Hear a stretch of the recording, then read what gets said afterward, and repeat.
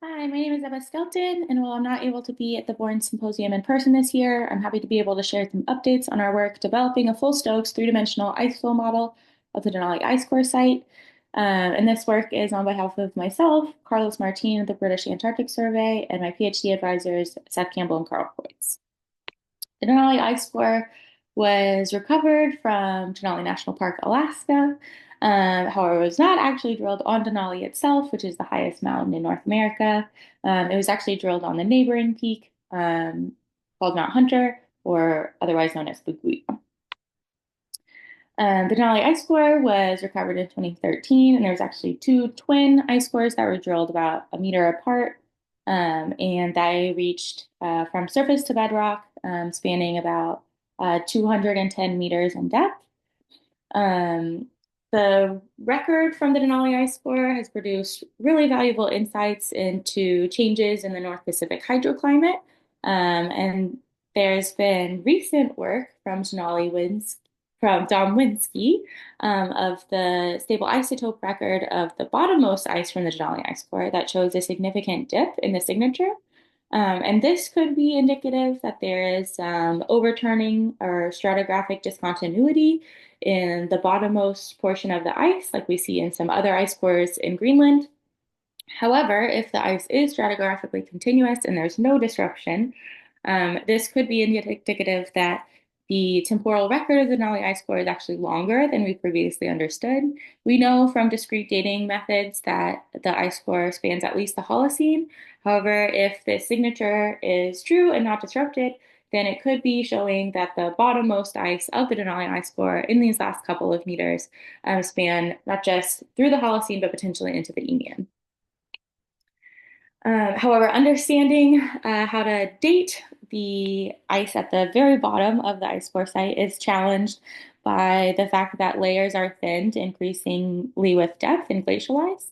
And so this means that the bottommost ice within any ice pack, but specifically the Denali ice core, is going to be very, very thin, such that standard dating methods like annual layer counting or tracing with geochemical signatures isn't possible because the resolution size is just so small that individual layers can't be effectively distinguished between. And so when we can't directly measure something, we usually turn to modeling to help simulate or understand what we can't see. And so one-dimensional ice flow models are most commonly used to approximately age at depth.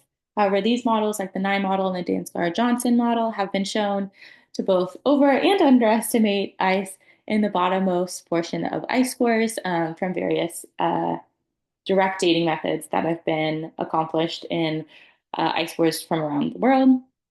And so, to model what we can't see in the very bottommost portion of the ice, now that we have a lot of constraints on dating for the majority of the profile, we develop a three-dimensional ice flow model of the ice core site to capture the full strain rate in 3 dimensions, to create a higher resolution model that can allow us to better evaluate the possibility of overturning, and to also increase our ability to evaluate the age of the deepest ice within the ice core site.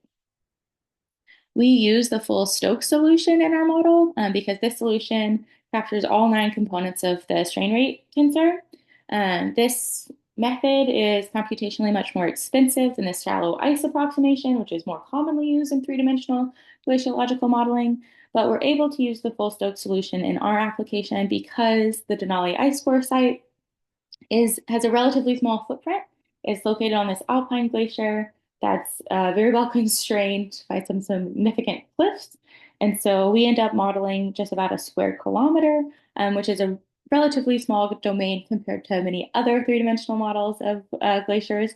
And so we are able to use a more computationally expensive approach of the full Stokes model because we're modeling a smaller area. And so we develop a three-dimensional ice flow model that solves the full Stokes solution using the finite element method in the open source software Elmer Ice. And you can think of the finite element method as basically we construct a geometry of a glacier that is made up of a bunch of tiny little blocks. And each of these tiny little blocks, their elements, are numerically used to solve for the flow solution at each intersection of these blocks. And so we're able to simulate a full solution of the whole glacier and how it flows and also its age by basically constructing geometry made up of a bunch of tiny little nodes. Bringing it back to where we're modeling, this is the summit plateau of Papuya, where the Denali ice core site was located. And so in 2022, a team of grad students flew up there in a helicopter to take a bunch of radar measurements so that we could better build and constrain this three-dimensional model.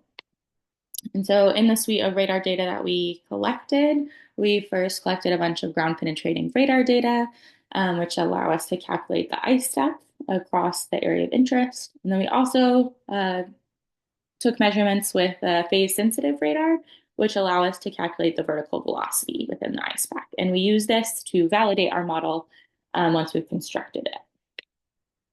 This is an example radar profile across the Denali ice core site that we collected in 2022.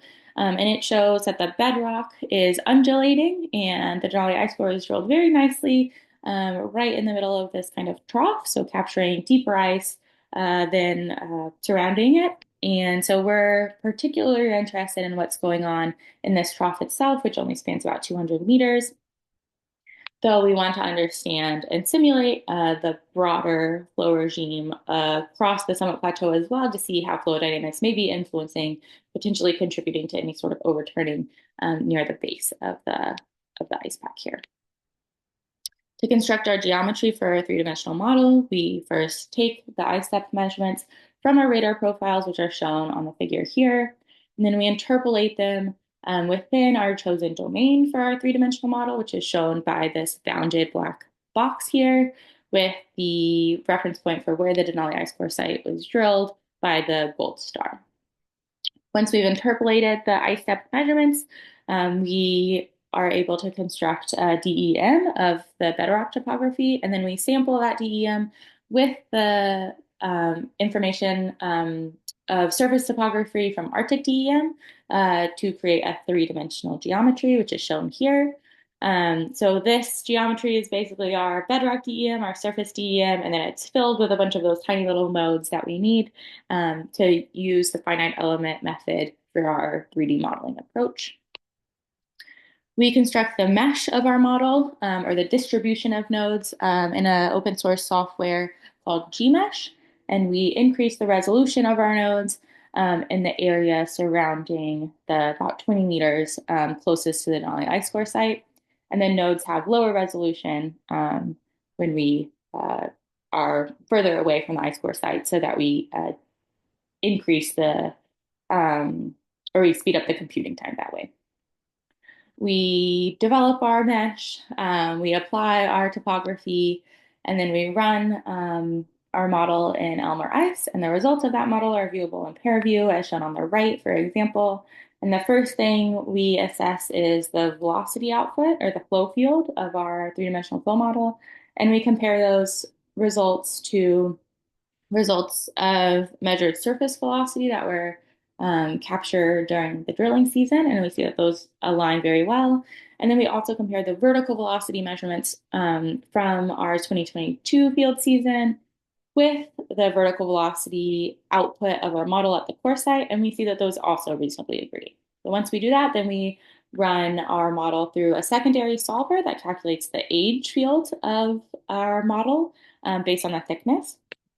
And our latest results from our 3D model show that the age scale aligns very well with discrete dating horizons from the ice core itself in the about top 150 meters of the ice core profile.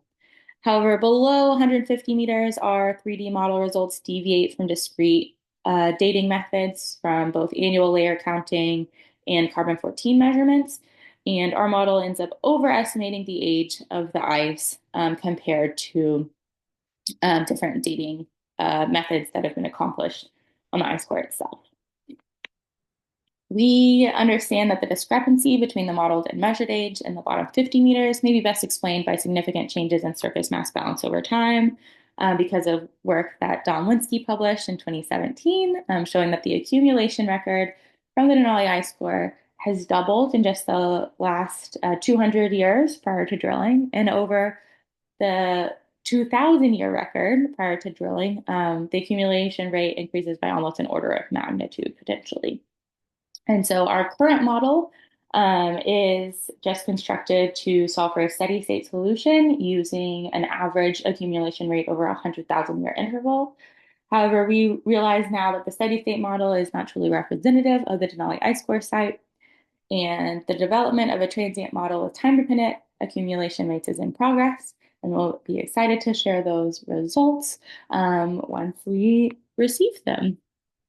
This work has been supported by lots of folks, and want to give a special shout out to the 2022 field team, Ingo, Liam, and Scott, who spent a couple weeks up on the summit plateau collecting all the radar measurements that were used to both construct and validate the results of the 3D flow model. Thank you for listening.